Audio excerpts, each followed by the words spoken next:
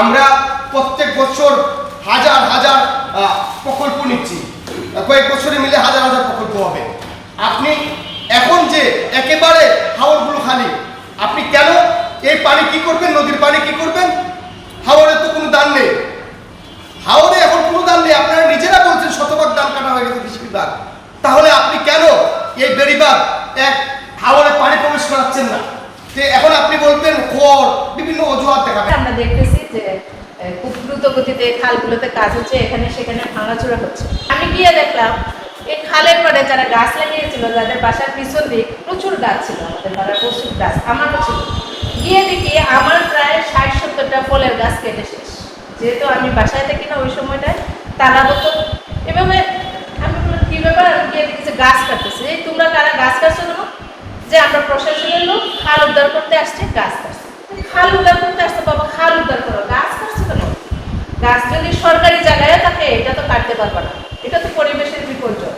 বলে আপনি এখানে নিষেধ দিতেছেন। আমি নিষেধ দিই নাই, প্রশাসনের যদি এখানে আদেশ থাকে অবশ্যই কাটবা, কিন্তু তোমরা যে কাটতেছো কিসের ভিত্তিতে কাটছো? তোমরা তো খালে হাত দিবা, তোমরা গাছে হাত দিছো কেন? খাল যে পিছনে ভাঙা হয়েছে, ভাঙার পরে এখন কি হবে?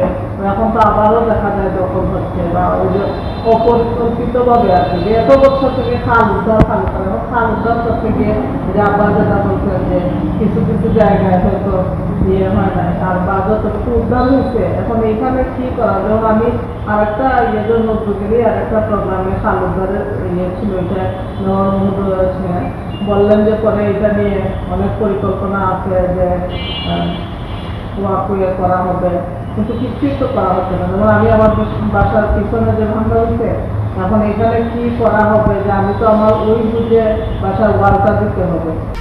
1, 2, 3 ঢাকায় জমি জিতে নিন 100% ক্যাশব্যাক সহ 20 কোটি টাকার পুরস্কার। আমি দেখেছি যে কোনো কোনো জায়গায় আমাদের শহরে প্রথমত হচ্ছে যে অনেক জায়গাতেই ড্রেনেজ ব্যবস্থা নেই। ড্রেনেজ ব্যবস্থা না থাকার কারণে ওই জায়গাতে জলাবদ্ধতা সৃষ্টি হচ্ছে। আরেকটি বিষয় হচ্ছে যে যে জায়গাগুলোতে ড্রেনেজ ব্যবস্থা রয়েছে, সেই ড্রেনেজ ব্যবস্থার ক্ষেত্রে আমার কাছে মনে হয়েছে অপরিকল্পিতভাবে ড্রেনেজ ব্যবস্থার কারণে জলাবদ্ধতাগুলো কমে উঠছে না। নদী খননের একটা বিজ্ঞান আছে, নদী সব জায়গাতে খনন করার প্রয়োজন পড়ে না। নদীর একটা নির্দিষ্ট অংশ খনন করলে পরবর্তী অংশগুলো অটোমেটিক এগুলো কিন্তু ওই খুলে যায়। যে নদীর আমরা যদি এই বিজ্ঞান যদি ফলো না করে ওই এখানে কিছু খাবদানোর মতো ওখানে কিছু খাবদানোর মতো নদী খনন করি, এই নদী খননে আমাদের খুব একটা লাভ হবে না।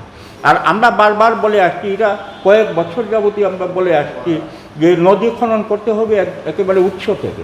আমাদের প্রধান নদী, এই অঞ্চলের প্রধান নদী হচ্ছে সুরমা, সেটা উৎপত্তি হয়েছে জকিগঞ্জের অমলশিক থেকে, সেটা ভৈরব হয়ে মেঘনা নদীতে গিয়ে পতিত হয়েছে। এই পুরান এই যে সুরমা নদীর বা ওইদিকে কালনী নদীর যে গতিপথ, এই পুরা গতিপথটাকে আমাদের ওভারিত করতে হবে যাতে সহজেই পানিটা মেঘনায় গিয়ে পড়তে পারে।